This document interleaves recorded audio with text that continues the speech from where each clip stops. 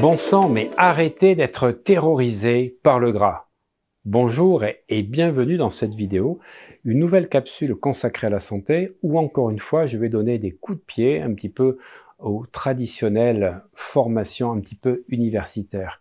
Oui, le cholestérol est bon pour la santé, il est même indispensable parce que nous en avons besoin, parce que si on n'apporte pas du cholestérol et surtout du bon cholestérol au niveau de notre corps, notre organisme va en fabriquer, mais il va fabriquer du mauvais cholestérol.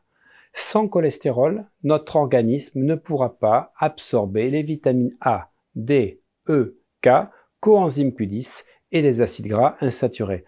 Autrement dit, vous allez fonctionner à 65-70% de votre fonctionnement.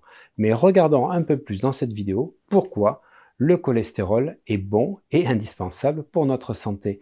Alors, les statines, on va en reparler dans une autre vidéo, parce qu'effectivement, quand je suis sorti de la fac de pharmacie, le niveau de cholestérol était de 3 grammes. Puis on a mis la limite à 2,5, puis maintenant à 2, ce qui veut dire qu'il y a 35% de la population qui est devenue en quelques années sous le seuil des fourches caudines pour en fait avoir une obligation de passer sous les statines. Il existe une alternative aux statines qui s'appelle le riz rouge. Le riz rouge est une statine naturelle qui produit à peu près les mêmes effets, qui n'a pas les mêmes effets secondaires, et rajoutez toujours dans l'emploi de votre riz rouge, la levure de riz rouge, donc la coenzyme Q10 qui permet d'enlever les petites douleurs musculaires que vous pourriez avoir. Tout ceci, toujours sous l'égide de votre pharmacien et de votre médecin. Moi, je suis là pour vous donner des informations. Je ne me substitue pas à une consultation. Parlez toujours à votre médecin et à votre pharmacien des possibilités de pouvoir éventuellement changer de traitement ou de pouvoir utiliser les choses que vous venez d'apprendre. La diabolisation du cholestérol résulte d'une étude épidémiologique biaisée publiée en 1953 par le docteur Ansel Keys, une étude connue sous le nom d'étude des 7 pays. Elle tendait à démontrer le lien direct entre la consommation de graisses saturées et la prévalence de la maladie coronarienne. En réalité, les statistiques disponibles à l'époque couvraient 22 pays, et si l'on refait aujourd'hui les calculs sur la base statistique d'alors, mais élargie, on aboutit à un résultat diamétralement opposé, c'est-à-dire qu'il n'existe pas de lien entre la consommation alimentaire de cholestérol et les pathologies cardiovasculaires des sujets. Ceci dit, le but n'est pas de se livrer à une bataille d'études, parce qu'on peut évidemment faire dire tout et son contraire. Il s'agit plus simplement de regarder un petit peu les faits et d'évoquer un peu de physiologie.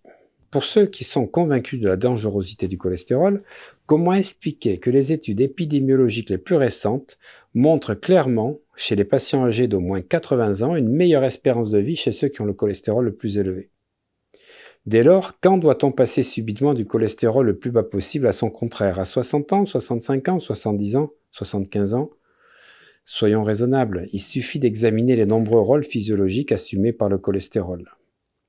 Sans lui, en tant que précurseur incontournable de toutes les hormones stéroïdes, ce n'est pas pour rien qu'on l'appelle un stérol, pas d'hormones sexuelles, c'est-à-dire œstradiol, progestérone, testostérone, et pas d'hormones surrénaliennes, glucocorticoïdes, 17 cétostéroïdes, 17 hydroxystéroïdes, minéralocorticoïdes. Sans le cholestérol, pas d'acide biliaire et donc pas de sel biliaire pour émulsifier et par conséquent digérer les graisses. Sans lui, nous perdons un constituant fondamental du tissu cérébral. Le cerveau adore le cholestérol. Les sujets souffrant d'un déficit en cholestérol, congénital ou non, développent des troubles cognitifs, de mémoire ou d'intelligence diminuée. En conséquence, doit-on s'étonner de cet effet secondaire des statines, les médicaments hypocholestérolémiants, très à la mode, qui consistent en des troubles de la mémoire parfois confondus avec un début d'Alzheimer. Sans le cholestérol, les membranes cellulaires perdent leur structure à tel point qu'une consommation accrue d'acides gras oméga 3 fait baisser le cholestérol sanguin. Ce dernier doit alors être incorporé dans les membranes cellulaires pour leur donner davantage de consistance en réponse à la plus grande flexibilité membranaire qu'apportent ces acides gras polyinsaturés.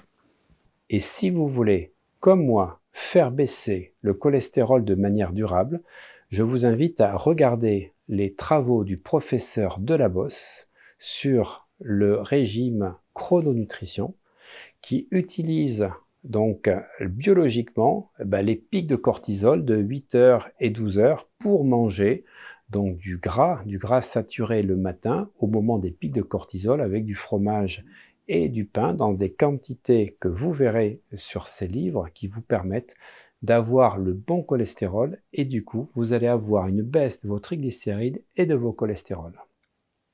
Et oui, on n'a pas forcément besoin des statines, il faut toujours consulter un médecin, mais on a des alternatives faites par d'autres médecins. À bientôt les amis!